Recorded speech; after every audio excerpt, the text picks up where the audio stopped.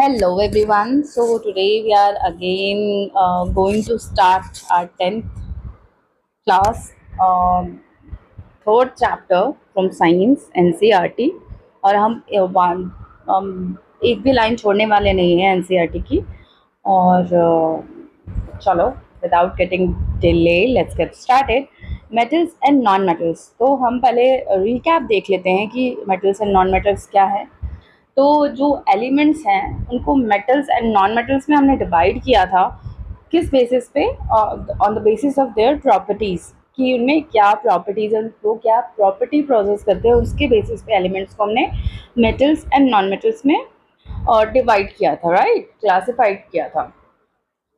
तो वो क्या प्रॉपर्टीज़ हैं? तो on the basis of there uses, कि किस चीज़ की क्या यूजेस हैं, उनकी प्रॉपर्टी क्या है, और property related to the uses, कि उन यूजेस से रिलेटेड जो प्रॉपर्टीज़ हैं उनके बेसिस पे हमने उसको डिवाइड किया था, उसको क्लासिफाई किया था। ठीक है, तो फर्स्ट जो है फिजिकल प्रॉपर्टीज़। ठीक है, वी ऑल नो कि कोई भी फिजिकल फिजिकल प्रॉपर्टी क्या होती है? वो प्रॉपर्टी जिसको हम ऑब्जर्व कर सकते हैं, ठीक है, जिसको हम मेजर कर सकते हैं, वैसी प्रॉपर्टी उसको कहते हैं हम फिजिकल प्रॉपर्टी। जैसे कि है चमक, किसी भी चीज़ की चमक है, वो क्या है? उसका अपीयरेंस है, उसका फिजिकल प्रॉपर्टी है। ठीक है, कोई भी चीज़ हार्ड है, सॉफ्ट है, वो क्या है? उसकी फिजिकल प्रॉपर्टी है। उसी तरीके से बहुत सारी प्रॉपर्टी होती है, उसका कलर कैसा है, ठीक है, उसका अपीयरेंस कैसा है, ठीक है, ये सारी चीज़ें किस में आती हैं? फिजिकल प्रॉपर्टीज़ में आती हैं। फिर हो गया उसका बॉइलिंग पॉइंट, ठीक है, उसकी इलेक्ट्रिकल कंडक्टिविटी, ठीक है, वो साउंड कैसा प्रोड्यूस करता है, तो ये सब क्या है? ये सब उसकी फिजिकल प्रॉपर्टी है। तो first of all we will get to know कि व्हाट आर मेटल्स और उनकी फिजिकल प्रॉपर्टीज़ क्या है। ठीक है, तो इसके जो हमारे नेचर में मौजूद हैं, जो प्रेजेंट हैं, वो हैं 92 मेटल्स। ठीक है, तो उनके एग्जाम्पल्स हम देख लेते हैं। कुछ एग्जाम्पल्स हैं out of 92। These are iron, copper, aluminium, magnesium, sodium, lead, zinc, और भी बहुत सारे हैं। कितने हैं? 92 हैं। ठीक है, तो हम देखते हैं इसका वन बाय वन इसका फिजिकल प्रॉपर्टी करते हैं कि कौन कौन सी फिजिकल प्रॉपर्टी ये मेटल्स शो करते हैं। तो फर्स्ट जो है मेटलिक लस्टर। मेटलिक लस्टर क्या है? कि मेटल का जो आउट जो अपर सरफेस है वो कितना लस्ट्रस है, वो कितना चमकीला है, या वो कितना शाइन देता है। ठीक है, तो metals in their pure state, अगर प्योर स्टेट में है, किसी के साथ रिएक्ट नहीं किया है उस मेटल ने, तो प्योर स्टेट में क्या होंगे? वो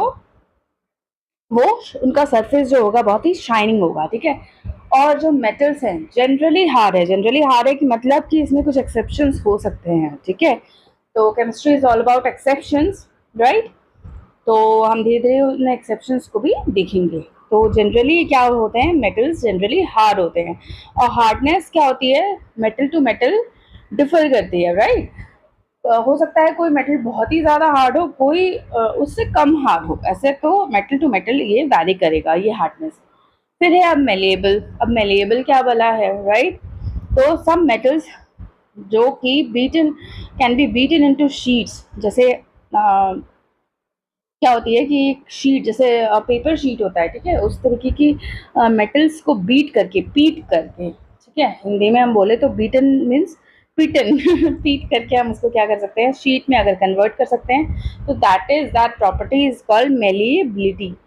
मेलिएबिलिटी, और जो मेलिएबिलिटी शो करेगा उसको क्या बोलेंगे? Malleable, right. Some metals can be beaten into thin sheets. ठीक है, जैसे कि गोल्ड और सिल्वर को शीट्स में कन्वर्ट कर सकते हैं, डिफरेंट शेप्स दे सकते हैं, इसलिए उनके ऑर्नामेंट्स बनाए जाते हैं, राइट। तो ये जो गोल्ड और सिल्वर है, ये मोस्ट मेलिएबल मेटल्स हैं।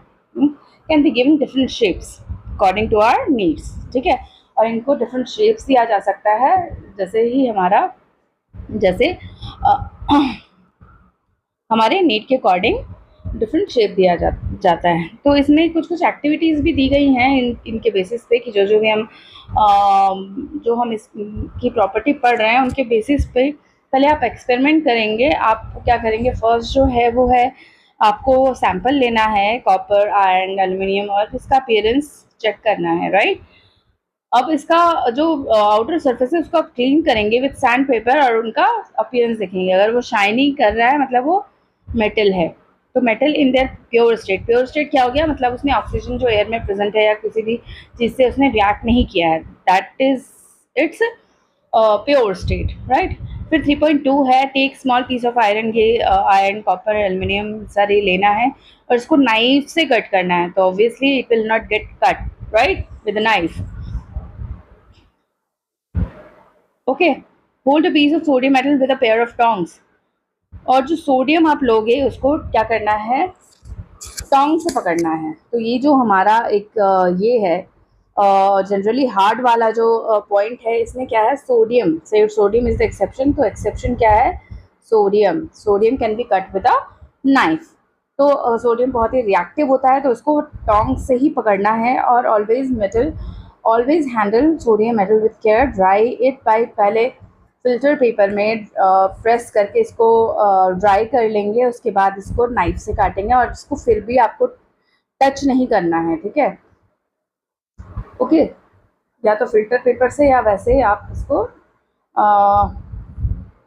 टच करके फिर कट करोगे। बिल्कुल भी आपको टच नहीं करता ना, नहीं तो ये आपकी स्किन को जला सकता है, राइट। ओके, फिर थर्ड जो एक्सपेरिमेंट है वो है आयरन, जिंक, लेड, कॉपर लेना है आपको। Any metal on a block of iron, strike it 4 times, ठीक है। Repeat change in the shape of, जो फोर्थ है, फोर्थ पॉइंट क्या है, डक्टिलिटी। तो डक्टिलिटी क्या है, when any substance can be drawn into wires. अगर हम वायर्स हम अपने घर में देखें तो हमारे घर में क्या है, कॉपर वायर्स होते हैं, राइट। और गोल्ड का भी वायर बनाया जा सकता है, तो 2 किलोमीटर वायर बनाया जा सकता है। सोचो इतनी उसकी उतना उसको खींचा जा सकता है कि 2 किलोमीटर, 1 ग्राम गोल्ड में से 2 किलोमीटर वायर बनाया जा सकता है। तो डक्टिलिटी क्या है, ability of metals to be drawn into thin wires. Okay, तो ये हो गया डक्टिलिटी। तो metals are ductile, gold is most ductile. ये भी आपको याद रखना है कि गोल्ड मोस्ट डक्टाइल कौन सा मेटल है, तो गोल्ड इज मोस्ट डक्टाइल, ठीक है। नेक्स्ट था कि गिवन डिफरेंट शेप्स, ठीक है। डक्टिलिटी में भी हमने यही किया है और मेलिएबिलिटी में भी हमने डिफरेंट शेप्स दिए हैं। फिर 3.4 है activity, let the metal list the metals whose wire you have seen in daily life. तो वही कॉपर वायर और जो हमारे घरों में होता है वो क्या होता है, कॉपर वायर होता है जो कि मेटल से बना होता है। अब वायर्स में जो हमारे घर में इलेक्ट्रिसिटी पास करने के लिए जो वायर यूज़ होती है वो मेटल की यूज़ होती है। क्यों यूज़ होती है मेटल की, ऊपर में तो आपने देखा होगा रबर की कवरिंग होती है ताकि आपको इलेक्ट्रिक शॉक न लग जाए, उसको प्रोटेक्ट करने के लिए, तो दैट इज़ नॉट मेटल, ठीक है। और जो अंदर में वायर होता है, ओके, तो उसको वो क्या होता है, वो मेटल का होता है। तो अंदर की जो वायर होती है वो मेटल की होती है। तो वो क्यों यूज़ किया जाता है, क्योंकि वो गुड कंडक्टर ऑफ हीट है, हीट को कंडक्ट कर सकता है, इलेक्ट्रिसिटी कंडक्ट कर सकता है, राइट। और इलेक्ट्रिसिटी कंडक्ट कर सकता है। तो फिफ्थ पॉइंट हम पहले देख लेते हैं, गुड कंडक्टर्स ऑफ हीट है और have high melting point. High melting point मतलब बहुत जल्दी नहीं पिघलेगा ये इसका, और ये क्या करेगा,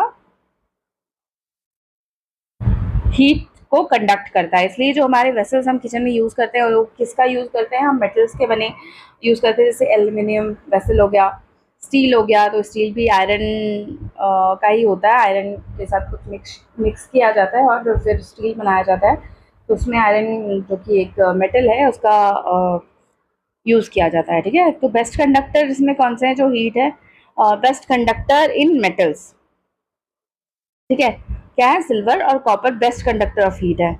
और जो कंपैरेटिवली पुअर कंडक्टर मेटल्स हैं वो हैं लेड और मरकरी। ओके, फिर है ये इलेक्ट्रिसिटी कंडक्ट कराते हैं, पॉलीविनाइल। और जो मैंने अभी बताया ना कि अंदर तो वायर यूज़ की जाती है और जो बाहर कोटिंग होती है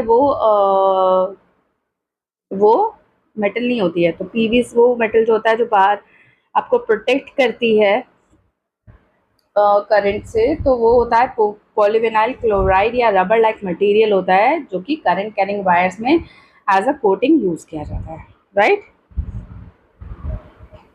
तो इलेक्ट्रिसिटी ये कंडक्ट कर सकते हैं, and metals are good conductors of electricity. तो हम कैसे देखेंगे कि ये इलेक्ट्रिसिटी कंडक्ट कर सकता है? तो फिगर 3.2 है, उसमें आप सेटअप करोगे और जो insert sample to be tested, कैसे आप टेस्ट करोगे कि अगर इसमें बल्ब ग्लो कर गया, अगर किसी सब्सटेंस को हमने यूज़ किया, अगर वो बल्ब ग्लो कर गया, that means it can conduct electricity and it is a metal, right. फिर है सोनोरस। तो सोनोरस क्या होता है? सोनोरिसिटी इज द प्रॉपर्टी, ठीक है। सोनोरिसिटी इज द प्रॉपर्टी जिसमें साउंड प्रोड्यूस होता है। किसी चीज़ को आप हिट करते हो किसी हार्ड ऑब्जेक्ट से, तो वो क्या करता है? वो साउंड प्रोड्यूस करता है, उसी को बोलते हैं sonorisity. This property is called sonorisity. और तो मेटल्स आर सोनोरस, ठीक है।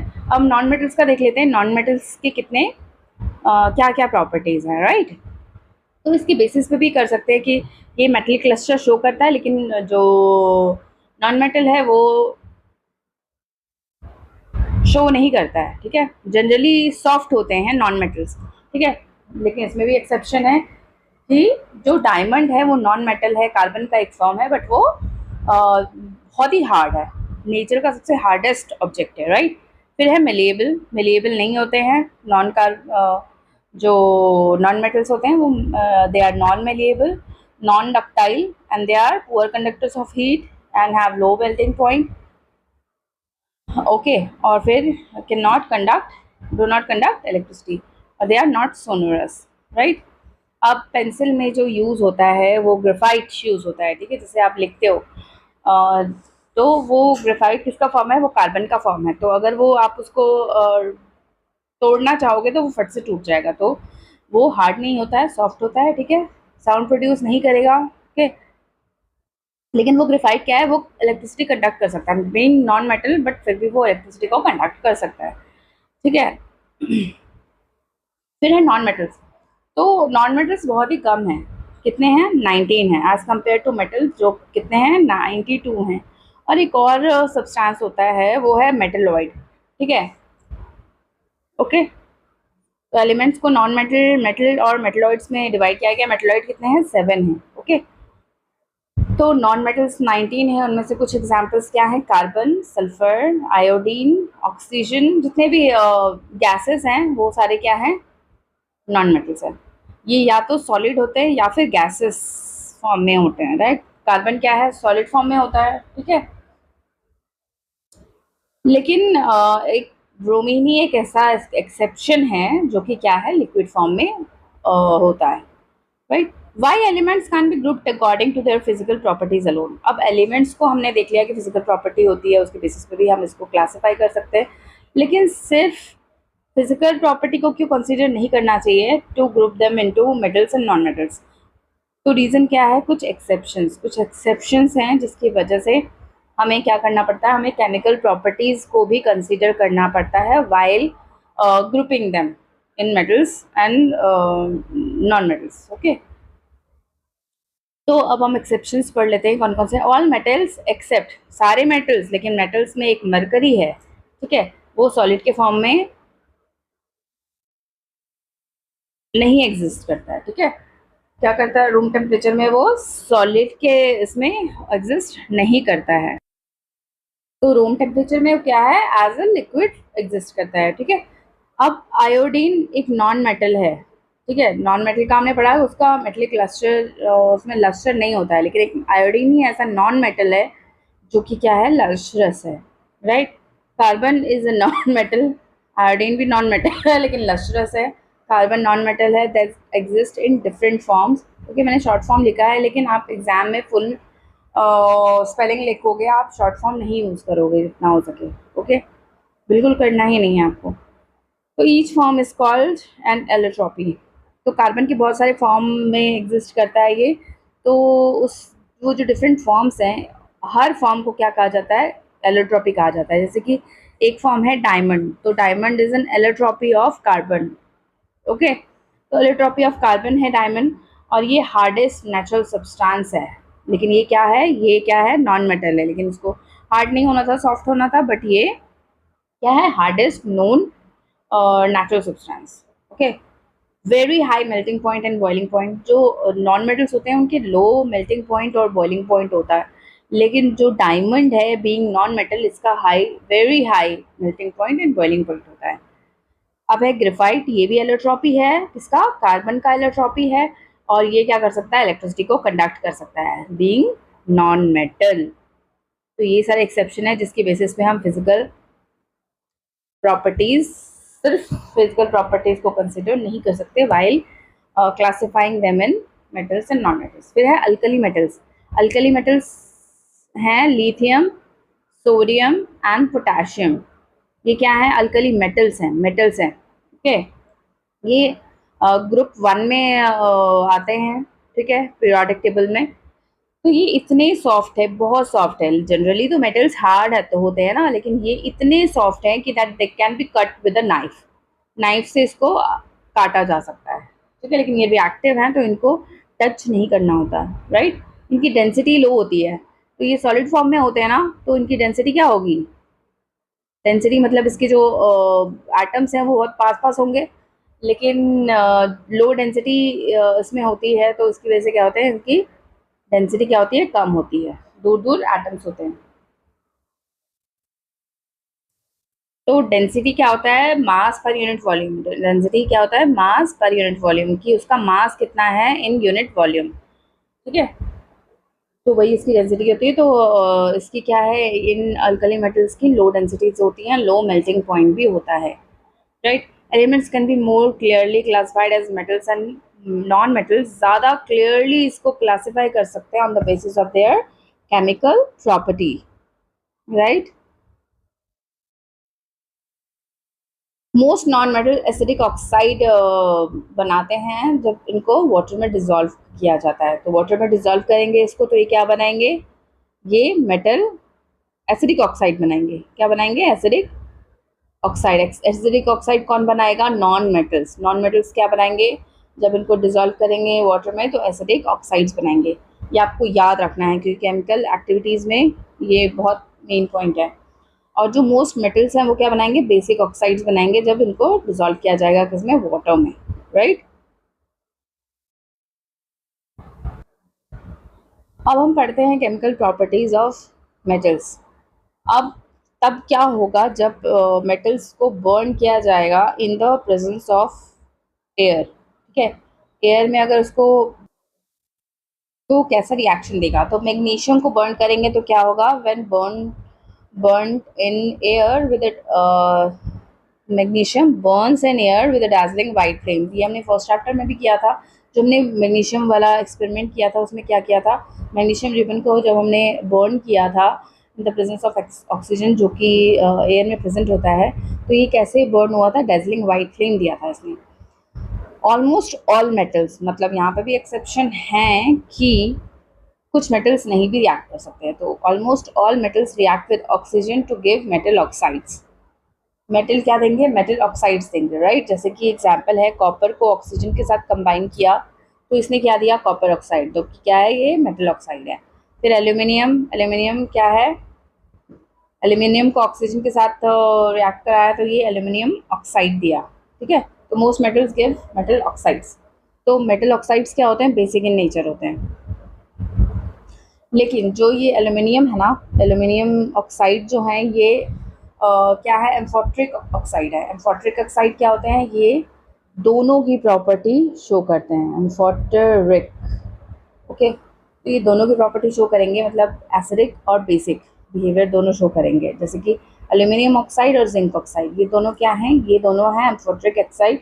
और ये क्या करते हैं, तो ये रिएक्ट करते हैं both with both acids and bases, और क्या प्रोड्यूस करते हैं, सॉल्ट्स एंड वाटर प्रोड्यूस करते हैं, राइट।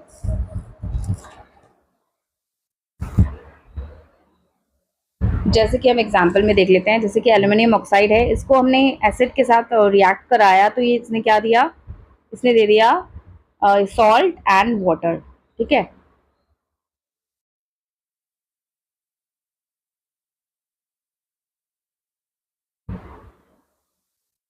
तो ये जो ऑक्साइड ये हुआ, ये एसिड के साथ रिएक्ट करेगा तो सॉल्ट बना देगा, सॉल्ट प्लस वाटर, और बेस के साथ भी सॉल्ट और वाटर बना देगा। क्यों? क्योंकि हमने क्या देखा था, मेटल,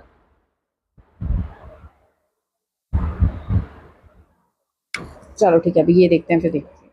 देखो, एल्यूमिनियम ऑक्साइड को एसिड के साथ रिएक्ट किया तो salt and water, aluminium chloride and water बना। फिर एल्यूमिनियम ऑक्साइड को जब बेसिक के साथ किया तो, बेस के साथ किया तो क्या किया, सोडियम एल्यूमिनेट बनाया इसने और वाटर बना। तो सोडियम एल्यूमिनेट क्या है, ये है ये है सॉल्ट। तुमने देखा था कि जब एसिड और बेस रिएक्ट कर रहे थे तो क्या बनाते थे, सॉल्ट प्लस वाटर। तो अगर ये एसिड के साथ बन के अगर सॉल्ट और वाटर बनाएगा तब इसको बेस कंसिडर करेंगे, और जब ये बेस के साथ सॉल्ट बनाएगा तो इसको एसिड कंसिडर करेंगे। इसलिए ये क्या है, एम्फोटेरिक ऑक्साइड्स हैं। तो मोस्टली जो मेटल ऑक्साइड्स हैं जो कैसे बन रहे थे, मेटल का हमने किसके साथ करवाया था, ऑक्सीजन के साथ रिएक्शन करवा के मेटल ऑक्साइड बने थे। तो वो जो मेटल ऑक्साइड्स है ना, ज़्यादातर क्या है, इनसॉल्युबल है, वो डिजॉल्व नहीं होंगे, राइट, पानी में। बट जो डिजॉल्व हो जाता है, जो कि बहुत ही कुछ कम है, ठीक है, बट सम डिजॉल्व, कुछ डिजॉल्व हो जाते हैं वाटर में, और जो डिजॉल्व हो जाते हैं उनको क्या बोलते हैं हम, एल्कलीज। ओके, तो एग्जाम्पल इज सोडियम ऑक्साइड और पोटेशियम ऑक्साइड। तो इनको क्या करेंगे, वाटर के साथ रिएक्शन करा के ये क्या बना देते हैं, ये मेटल ऑक्साइड्स हैं, वाटर में डिजॉल्व करके क्या बना देंगे, अल्कली। क्योंकि ये अल्कली क्यों है, क्योंकि ये पानी में, वाटर में सॉल्युबल है, राइट।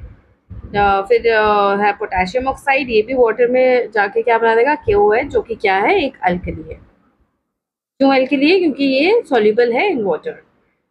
फिर है नेक्स्ट जो रिएक्शन है, नॉट नेक्स्ट जो प्रॉपर्टी है, not all metals react with oxygen at the same rate. तो हमने देखा कि जो मेटल्स जो थे ऊपर में, जो हमने कुछ मेटल्स देखे थे, वो सारे सेम रेट पे नहीं रिएक्ट करेंगे ऑक्सीजन के साथ। तो उनका जो रेट होगा, कि कोई बहुत विग्रसली रिएक्ट कर रहा है ऑक्सीजन के साथ, ठीक है, और कुछ उतना ज़्यादा मॉडरेटली रिएक्ट करेंगे उसके ऑक्सीजन के साथ, और कुछ बिल्कुल करेंगे ही नहीं ऑक्सीजन के साथ, कुछ ऐसे मेटल्स होंगे। तो उनकी जो रिएक्टिविटी है वो सेम रेट पे नहीं होगी, अलग अलग रेट पे होगी, राइट। जैसे कि फॉर एग्जांपल सोडियम और पोटेशियम है, ये इतना विग्रसली रिएक्ट करते हैं, इतनी तेजी से रिएक्ट करते हैं, क्योंकि बहुत ज़्यादा रिएक्टिव है।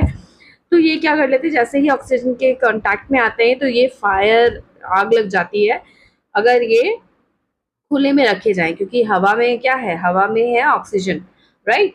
तो ऑक्सीजन के साथ ये इतना मतलब ड्रास्टिकली और इतना विगरसली रिएक्ट करते हैं, इतने रिएक्टिव हैं कि ये इनमें आग लग जाती है। ओके, तो इसमें हाइड्रोजन प्रोड्यूस होता है, ये क्या करता है, ये आग पकड़ लेता है, ठीक है। इसलिए इसको क्या किया जाता है, इसको केरोसिन ऑयल में डिप किया जाता है, ताकि इसका जो डायरेक्ट कांटेक्ट है एयर में ऑक्सीजन से ना हो पाए। इसको कंट्रोल करने के लिए केरोसिन ऑयल में इनको डिप करके रखा जाता है, ठीक है। At ordinary temperature surface of metals, जो कुछ मेटल्स हैं जैसे कि मैग्नीशियम, एल्यूमिनियम, जिंक, लेड, ये सारे इनका जो मेटल है वो थिन लेयर ऑफ ऑक्साइड से कवर होता है at ordinary temperature. Ordinary temperature में क्या होता है, इनका जो सरफेस है, इन मेटल्स का जो सरफेस है वो किससे कवर्ड होता है, थिन लेयर ऑफ ऑक्साइड से, राइट। तो एयर में ऑक्सीजन प्रेजेंट है, इसके साथ रिएक्ट करके ये थिन लेयर बना देते हैं ऑक्साइड का, जो कि क्या करता है, जो कि हेल्पफुल होता है इन मेटल्स को फर्दर ऑक्सीडेशन से बचाने के लिए, ठीक है। इनको इन मेटल्स को ऑक्सीडेशन नहीं करने देते हैं, ठीक है। फिर है iron. Iron does not burn on heating. Iron तो नहीं बर्न होता है, लेकिन आयरन फिलिंग्स जो होते हैं, इसके जो इसका जो पाउडर होता है, आयरन फिलिंग जो होता है वो बर्न होता है विगरसली। तो एक ही चीज़ है, मेटल एक ही है, लेकिन इसका अलग अलग तरीके से यूज़ करते हैं, तो इसमें अलग अलग रिएक्टिविटी ये शो करता है, राइट। ठीक है। इससे क्या हो जाता है, आयरन फिलिंग पाउडर के फॉर्म में क्या हो जाता है, सरफेस एरिया बढ़ा देता है, राइट। और जो ये कॉपर है ये डज नॉट बर्न, ये नहीं बर्न होता है, कॉपर बर्न नहीं होता है, बट ये कॉपर ऑक्साइड से कोटेड होता है। कॉपर में क्या होती है, एक परत चढ़ी होती है, एक लेयर चढ़ी होती है, जो क्या होता है कॉपर ऑक्साइड, क्योंकि ऑक्सीजन के साथ रिएक्ट करके ये कॉपर ऑक्साइड बना देता है। ठीक है, और ये किस कलर का होता है, कॉपर ऑक्साइड होता है ब्लैक कलर का। ओके, सिल्वर और गोल्ड हैं, ठीक है, ये भी मेटल्स हैं, बट इन सब ये मेटल्स की प्रॉपर्टी है, केमिकल प्रॉपर्टी। तो ये क्या है, ये बिल्कुल रिएक्ट ही नहीं करेंगे ऑक्सीजन से। हाई टेम्परेचर भी आप कर दोगे, प्रोवाइड करा दोगे गोल्ड और सिल्वर को, तो फिर भी ये ऑक्सीजन के साथ रिएक्ट नहीं करेंगे। ठीक है, तो अभी हम इतना ही कवर करेंगे, फिर आगे जो है हम एनोडाइजिंग और मेटल्स कैसे डिफरेंट चीज़ों से रिएक्ट करती है वो हम देखेंगे। ठीक है, होपफुली यू हैव अंडरस्टूड जो भी मैंने आपको समझाया है।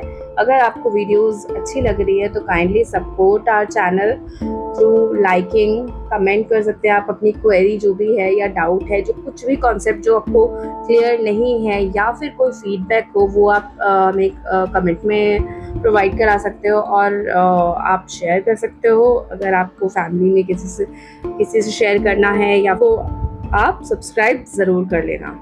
श्योरली आपको सब्सक्राइब करना ही है। Okay, thank you so much.